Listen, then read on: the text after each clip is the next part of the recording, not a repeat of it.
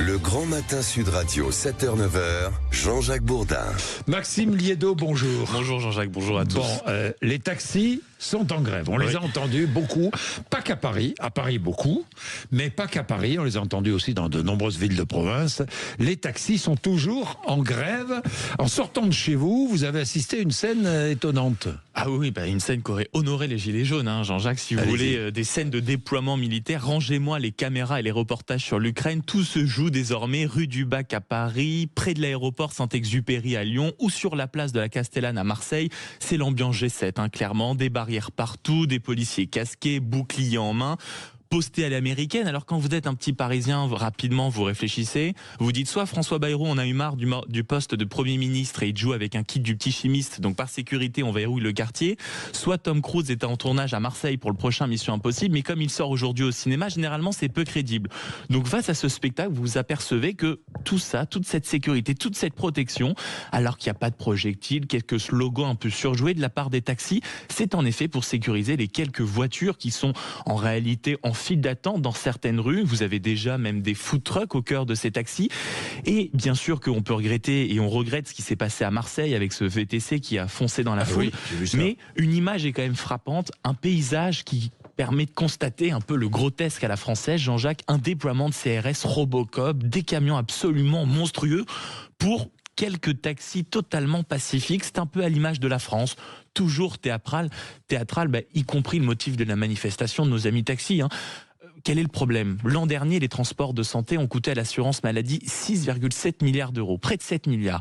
Et tenez-vous bien, les taxis ont capté à eux seuls 46% de cette somme, un peu plus de 3 milliards. Alors forcément, là, quand le gouvernement annonce vouloir faire 300 millions d'euros d'économies, c'est là que ça coince. Oui, alors vous ne comprenez pas ces râleurs, vous. Oui, je sais que ça vous étonne, Jean-Jacques. Mais non, je vois dans votre regard que vous êtes étonné. Mais oui, moi j'aime pas trop les râleurs, mais avec les taxis, je comprends aussi leur inquiétude.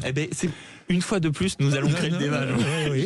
Que l'État aide un secteur en difficulté, bien sûr. Qu'il trouve des solutions, évidemment. Mais qu'il installe durablement une rente. C'est pas possible. Surtout quand vous découvrez que le prix du trajet moyen est passé de 49 à 63 euros. La Cour des comptes en France dit même que ce système de transport de santé, y compris avec les taxis, est une usine à gaz. Et généralement, quand la Cour des comptes décrit une usine à gaz, c'est que c'est vraiment un système à la limite de l'explosion. La réalité, c'est que je ne comprends pas, à titre personnel, comment nous ne pouvons pas faire comme tous nos voisins européens. En Allemagne, les patients paient une petite participation, autour de 5 à 10 euros par trajet. Ça, c'est une bonne idée. En Espagne, les régions gèrent les transports de manière beaucoup plus souple. En Belgique, seuls les patients atteints de pathologies extrêmement lourdes sont remboursés. Aux Pays-Bas, ça va plus loin. Les entreprises ne peuvent pas faire de bénéfices. Tout est réinvesti directement dans le système de santé. Et au Royaume-Uni, seuls les patients réellement isolés ou totalement dépendants peuvent bénéficier de ces transports urgents. Alors que les taxis défendent leur activité, c'est totalement légitime. Qu'ils s'opposent à toute réforme de bon sens au nom d'un statu quo qui n'existe nulle part ailleurs, c'est un peu fort de café, mais enfin, que voulez-vous ? Malheureusement, c'est la France. Tout ce qui est du bon sens ailleurs ne fonctionne pas chez nous. Oui, mais ce ne sont pas les seuls responsables, les taxis. Qui est responsable ? L'organisation des soins. En France, avec des hôpitaux désorganisés, avec des patients qui sont souvent loin de centres hospitaliers, et puis la responsabilité, mais des patients eux-mêmes. Et je trouve l'idée, en Allemagne, je ne savais pas, les patients paient une petite participation, autour de 5 à 10 euros, excellente. Mais qu'est-ce que vous en pensez ? D'abord, parce que c'est bien bon, on tombe sur le dos des taxis. Enfin, ils sont pas responsables de tout. On ne tombe pas sur le dos des taxis.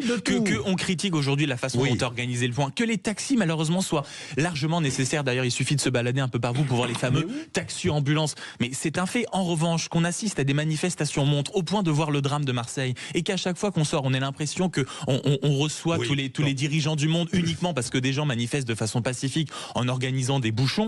Oui, c'est ennuyeux. Alors, à quoi ça nous fait penser, c'est que ça va être difficile de trouver 40 milliards sous le tapis, pour le budget à venir. Vous savez ce que disait Ovide, un poète romain, autour de Jésus-né, juste avant Jésus-Christ. Que disait Ovide ? Les petits ruisseaux font les grandes rivières. C'est pas Mao qui a dit ça, c'est Ovide. C'est un poète romain. Pourquoi je dis ça ? Parce que, c'est un système qui est bancal, le transport subventionné.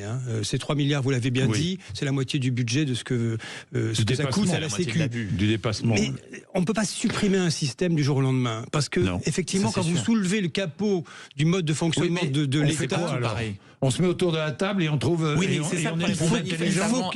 avant de se mettre autour de la table. Si chaque fois dans ce pays, à chaque, on va dire, chaque catégorie, on demande un effort, que tout le monde se met en grève, on ne va pas y arriver à Ah ben trouver. oui, mais c'est ce qui arrive. Ce sont des petits bouts de rien qu'il va falloir additionner, pièce par pièce, pour essayer de remonter le budget de ce pays. Ça ne sera pas une grande décision, un grand impôt ou une grande suppression. Les petits ruisseaux font les grandes rivières. Bon, ça très bien. marche pour les Et même quand les C'est la tissus- pensée matinale. Même quand les petits ruisseaux n'arrivent pas à être asséchés, c'est très emmerdant pour les grandes rivières qu'on veut couper Oui. après. Oui, il est 8h19. Vous êtes sur Sud Radio.